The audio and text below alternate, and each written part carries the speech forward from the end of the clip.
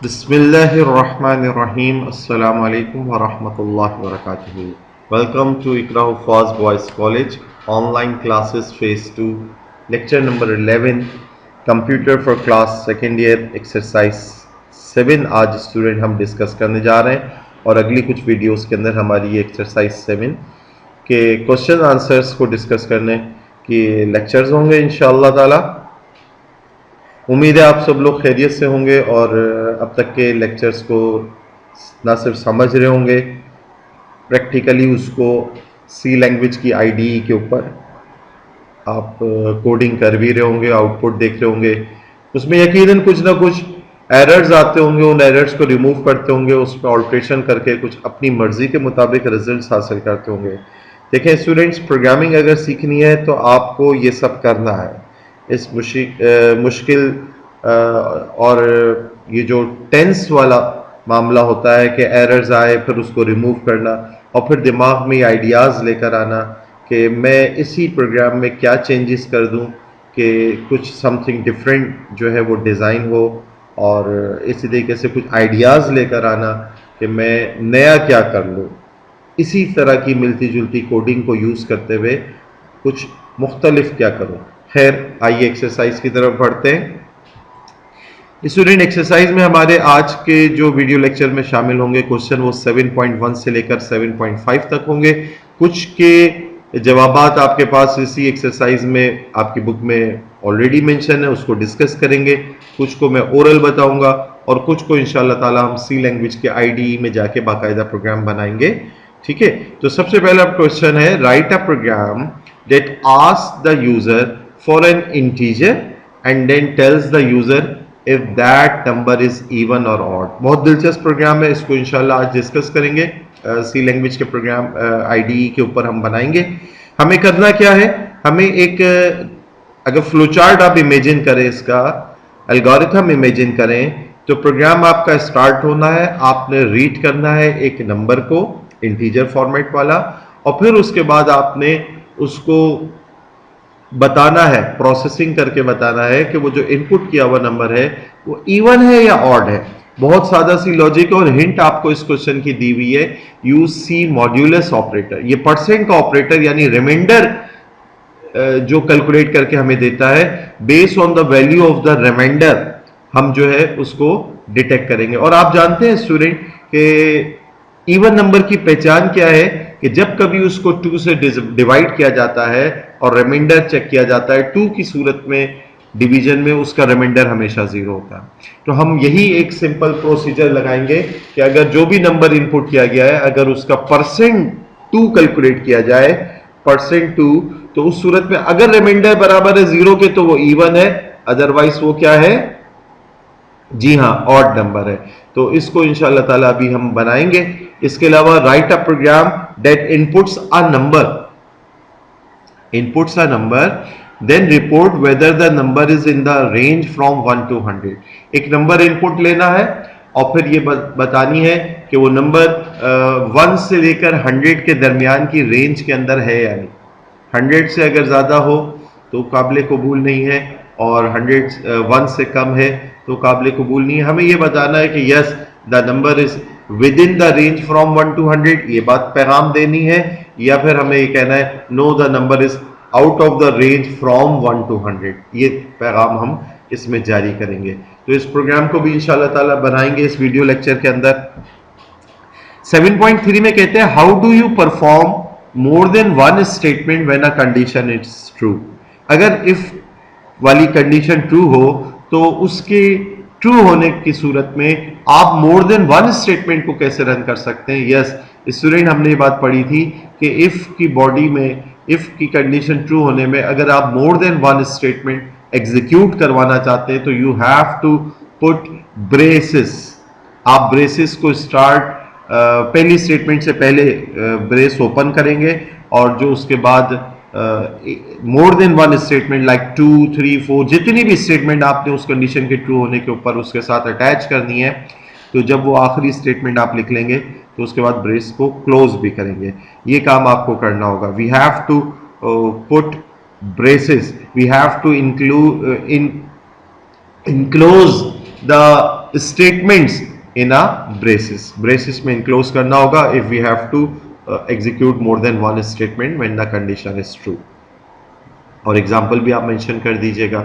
फिर उसके बाद कहते हैं the following is suppose to cause an action whenever x is greater than y, जब कभी एक्स ग्रेटर देन वाई हो तो ये एक एक्शन परफॉर्म करवाना चाह रहे हैं कि x is greater than y का पैगाम स्क्रीन पे डिस्प्ले कराना चाह रहे हैं। कहते हैं व्हाई इज दिस रॉन्ग, ये जो कोड लिखा गया है, ये जो पार्ट ऑफ अ कोड लिखा गया है, ये क्यों, इसमें क्या रॉन्ग है।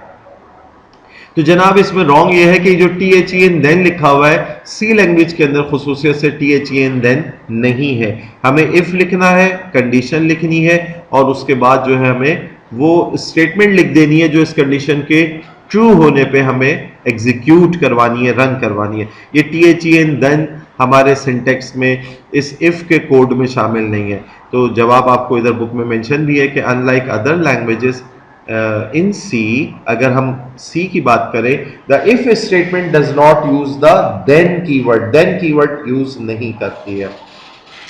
कुछ अदर लैंग्वेजेस के अंदर यकीनन ये THEN देन भी होता होगा, लेकिन सी लैंग्वेज के रूल्स में ये शामिल नहीं है। नाउ 7.5 की अगर हम बात करें तो the following is suppose to cause an action whenever x is equal to Y.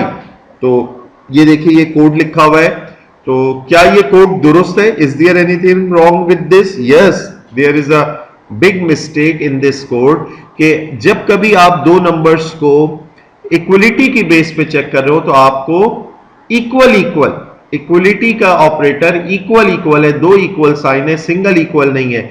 This equal is for assignment. ये तो क्या करेगा, y की वैल्यू x को असाइन करेगा, तो y की वैल्यू अगर नॉन जीरो वैल्यू होगी तो वो जब x को असाइन करेगा इस ब्रैकेट के अंदर नॉन जीरो वैल्यू एग्जिस्ट कर रही होगी, दैट इज ऑलवेज ट्रू, वो ऑलवेज ट्रू हो जाएगी। तो हम तो ये चेक करवाना चाह रहे थे जब कभी x और y बराबर हो, बराबरी को चेक करने के लिए आपको इक्वल साइन लगाना है। तो your answer will be, this is a common mistake in C जो कि मोस्टली यूजर्स करते हैं। The expression mistakenly uses the assignment operator, गलती से लगा दिया गया है instead of a relational operator equal. The effect is to assign the value of y to x, इससे क्या होगा, y की वैल्यू x को असाइन होगी। The expression then takes on the value of the assignment, or if y happens to be 0, the assignment makes x equals to 0, और because 0 means false होता है, the printf statement cannot execute even though x does in fact equals y। तो इस सूरत में कि y की value अगर 0 हो वो x को असाइन करेगा और ब्रैकेट के अंदर 0 आ रहा होगा जो कि फॉल्स समझा जाएगा, ये कंडीशन जो है वो फॉल्स समझी जाएगी और ये पैगाम स्क्रीन पे आ जाएगा x इक्वल्स टू वाई। अब whether x equals to y हो या ना हो, लेकिन इस तरह का पैगाम स्क्रीन पर आ जाएगा। और जैसे मैंने आपको कहा अगर नॉन जीरो वैल्यू y की हो वो x को असाइन हो जाए तो इस ब्रैकेट के अंदर गोया एक नॉन जीरो वैल्यू एग्जिस्ट करी होगी जो कि ट्रू समझी जाएगी। उस सूरत में वो भले से एक्स वाई के बराबर हो या ना हो, वो पैगाम ये जारी कर रहा होगा x इक्वल्स टू वाई। तो this is a common mistake, mostly users जो है प्रोग्रामर्स ये मिस्टेक कर जाते हैं। इसमें ख्याल रखना है आपको कि कंडीशनल स्टेटमेंट के अंदर जब कभी दो नंबर्स को आप इक्वलिटी की बेस पे चेक कर रहे हैं तो इक्वल का साइन लगाना है। तो स्टूडेंट आज के वीडियो लेक्चर के एतबार से हमने ये 5 क्वेश्चंस डिस्कस किए। अब हम 7.1 और 7.2 को सी की IDE के ऊपर बनाने जा रहे हैं। और पहला प्रोग्राम हमारा कि एक नंबर को हमें ये बताना है कि वो इवन है या ऑड, इसी से ये बताना है दूसरी सूरत में कि जो नंबर आप इनपुट कर रहे हैं वो with in the range from 1 to 100 है या नहीं है। ये अलग प्रोग्राम हम 2 बनाने जा रहे हैं। तो आइए सी लैंग्वेज की IDE की तरफ पढ़ते हैं। जी स्टूडेंट, ये हमारी सी लैंग्वेज की IDE ओपन हो गई। आइए हम कोडिंग शुरू करते हैं। तो देखिए हैश इंक्लूड studio.h, ये लाइब्रेरी फाइल आपको इंक्लूड करनी है ताकि आप कुछ built in function like printf, scanf, clear screen और इस जैसे ये फंक्शंस को आप यूज़ कर सकें। इन लाइब्रेरीज़ के अंदर उनकी डिटेल्स मौजूद हैं। हमने इंक्लूड studio.h और conio.h को इंक्लूड कर लिया। अब हम इसके बाद वाइड मेन वाइड लिख लेते हैं या सिर्फ मेन लिख लेते हैं तो भी बात ठीक थी, क्योंकि वाइड एक एम्प्टी डेटा टाइप है, नल डेटा टाइप है। वाइड मेन वाइड के बाद ये हमारा मेन की बॉडी को स्टार्ट किया हमने इस ब्रेसेस से। नाउ क्लियर स्क्रीन लिख लेते हैं। क्लियर स्क्रीन के बाद स्टूडेंट अब हमें क्या करना है, एक नंबर इनपुट लेने के लिए इंटीजर डेटा टाइप int हमने ले लिया, num नम के नाम से वेरिएबल ले लिया। अब हमें यूजर से इनपुट लेना है, तो हम उसके लिए पैगाम लिखते हैं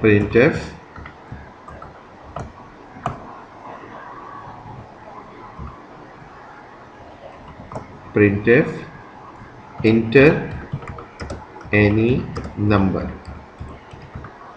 या enter any इंटीजर कह देते हैं, बगैर पॉइंट वाला नंबर वो इंटर करे। ये एक इधर मैंने स्पेस दे दी है ताकि वो इसके बाद अगर कोई नंबर जो इनपुट करता है वो बिल्कुल जुड़ के ना नज़र आए। इसके बाद हम scanf कमांड के ज़रिए हम इनपुट लेंगे और ये देखिए कोटेशन मार्क में हमने %d लिखा, कॉमा एंड के ऑपरेटर के साथ हम किस नम वेरिएबल के एड्रेस के ऊपर डेटा को सेव कराना चाह रहे हैं। ये scanf कमांड हो गई, ठीक है। %d is the format specifier for integer variable और ये नम वो वेरिएबल है जिसमें स्टोर करानी है वो value. And is the address operator के इस मेमोरी में नम के एड्रेस पे जाके वैल्यू स्टोर होगी। ये इनपुट ले लेने के बाद स्टूडेंट अब हम वो कंडीशन लगाएंगे जिसकी हिंट भी दी हुई थी कि इफ हम लिख रहे हैं नम का %2 कैलकुलेट करें, नम का %2 कैलकुलेट करें और ये आंसर ये प्रोसेसिंग अगर इक्वल्स टू 0 के बराबर हो, इस सूरत में क्या करें, ये कंडीशन ट्रू होने की सूरत में स्क्रीन पे पैगाम आए printf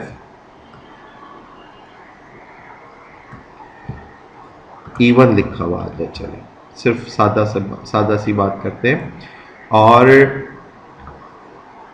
ये बात अगर दुरुस्त ना हो तो बसूरत दीगर एल्स दूसरा ऑप्शन यकीनन ये है कि वो ऑड है।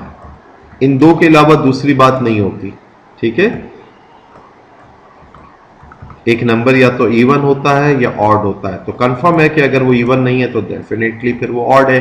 तो यहां आपने देखा कि इफ नम %2 बराबर है 0 हमने लिखा, तो अगर ये कंडीशन ट्रू होगी तो इवन का पैगाम आएगा। बसूरत दीगर हमें वो दूसरी बात चेक करने की जरूरत नहीं है कि वो हम ऑड के लिए कोई और नम %2 नॉट इक्वल टू 0 लिखें, ये बात करने की जरूरत नहीं है। हमने बसूरत दीगर एल्स की सूरत में printf ऑड लिख दिया। अब हम जो है ये मेन वाले फंक्शन की बॉडी को क्लोज कर देते हैं इस ब्रेस के निशान के जरिए। आइए प्रोग्राम को रन करते हैं। रन करने के लिए आप कंट्रोल F9 प्रेस करेंगे। ये आपके पास अब आउटपुट स्क्रीन है, आपसे कह रहा है इंटर एनी इंटीजर। मैं सबसे पहले इंटर कर देता हूँ इधर, लेट सपोज मैं 162 इंटर करता हूँ।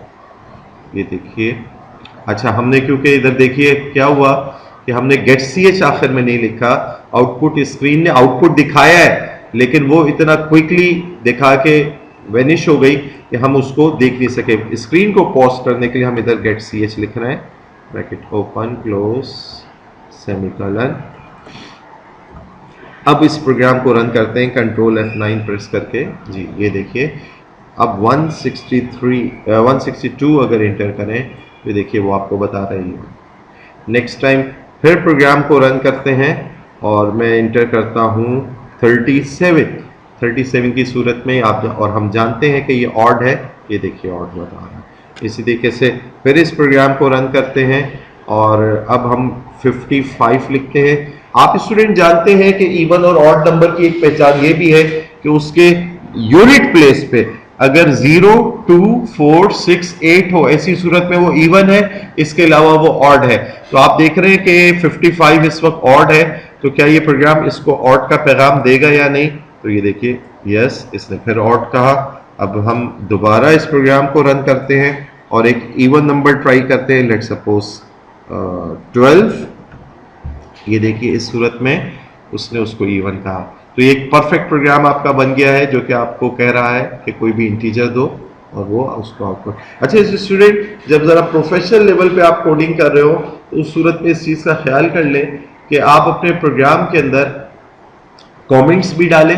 इसके अलावा अपने प्रोग्राम के आउटपुट को डिस्प्ले करते वक्त ये एक हेडिंग भी मेंटेन करें जिसमें ये प्रोग्राम जब आउटपुट स्क्रीन नज़र आ रही हो तो वो बता रही हो कि ये एक ऐसा प्रोग्राम है जो a program which determines the inputted number is either even or odd, ताकि यूजर जब उस आउटपुट स्क्रीन को देख रहा हो उसको समझ में आ जाए कि वो किस तरह के प्रोग्राम से डीलिंग कर रहा है, वरना उसको पता ही नहीं लग रहा कि जो नंबर इंटीजर उसने इनपुट करना है वो किस मकसद के लिए करना है और किस मकसद के लिए नहीं करना है। बहरहाल यहां तो मैंने आपको लॉजिक वाज़े करनी थी, इसलिए मैंने आपको ये टू द पॉइंट प्रोग्राम बना के दिखाया।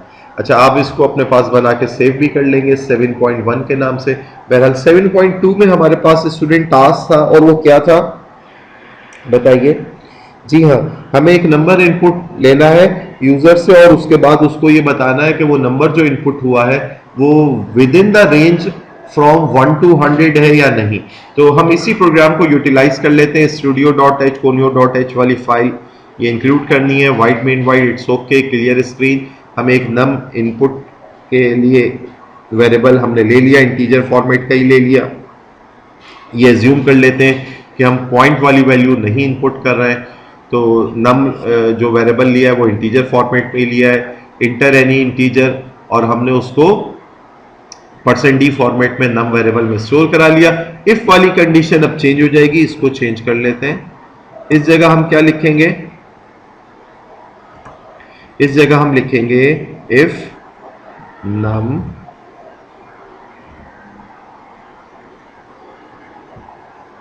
greater equals to 1 and logical operator and लगा लेते हैं। दूसरी शर्त नम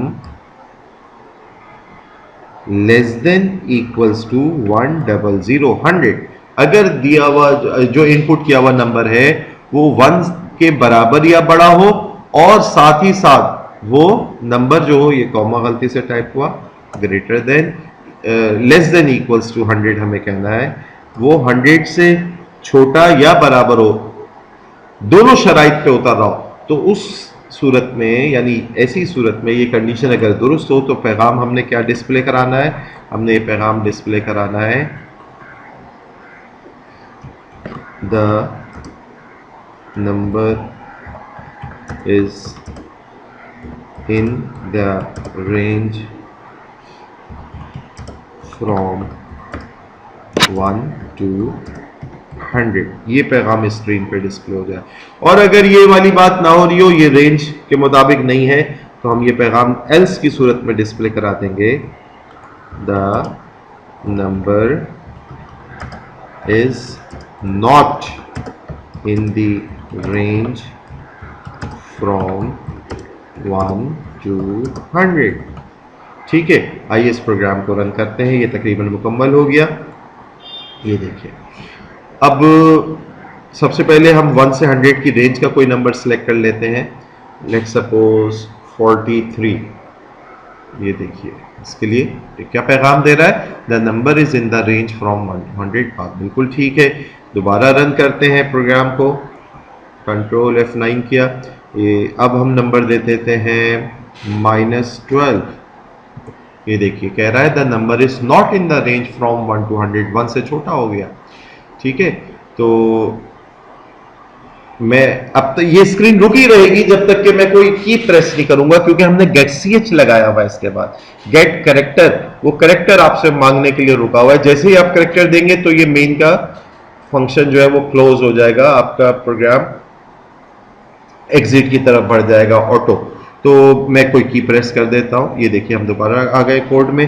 अब हम नंबर कोई 100 से बड़ी रेंज का दे देते हैं, 765 दे देते हैं। देखिए, अब अगेन वो कह रहा है the number is not in the range from 1 to 100। अब हम दोबारा इस प्रोग्राम को रन करके 100 दे देते हैं। तो देखिए 100 पे क्या कहता है, यस कह रहा है the number is in the range from 1 to 100। तो स्टूडेंट आपने देखा कि किस तरह से ये इफ और एल्स की मदद से हमने इस प्रोग्राम को बनाया। अच्छा स्टूडेंट, इसके अंदर आप नेस्टेड इफ भी यूज कर सकते थे कि इफ लिखते नम ग्रेटर इक्वल्स टू 1 और उसकी बॉडी में अगला इफ लिखते नम लेस देन इक्वल्स टू 100 और फिर ये पैगाम आ जाता। लेकिन उस सूरत में एल्स वाली बात ना हो पाती। उस सूरत में अगर वो दोनों कंडीशन में से कोई एक गलत होती तो क्या करना है, तो दोबारा आप एल्स वाली सूरत के लिए मामला अलग लिख पा रहे होते हैं। तो इस सूरत में कि हमें ये वाला काम करना है वरना ये वाला काम करना है तो हमें इफ एल्स को ही प्रेफर करना चाहिए। नेस्टेड इफ से ये काम तो जरूर वो कर देगा कि number is in the range from 1 to 100 के लिए दोनों इफ वाली कंडीशन को हम अलग अलग इफ करके लिख लें, लेकिन ये जो बसूरत दीगर वाला काम है फिर वो नहीं हो पा रहा होगा। तो इस एतबार से if else is better choice over here. उम्मीद है स्टूडेंट आपको आज की वीडियो लेक्चर में पढ़ाई गई सारी बातें समझ में आई होंगी। आप भी इस कोड को प्रैक्टिस कीजिए। इंशाल्लाह ताला नेक्स्ट वीडियो लेक्चर में नेक्स्ट क्वेश्चंस के साथ जो है मुलाकात होती है इंशाल्लाह। अस्सलाम वालेकुम वरहमतुल्लाहि व बरकातुहू।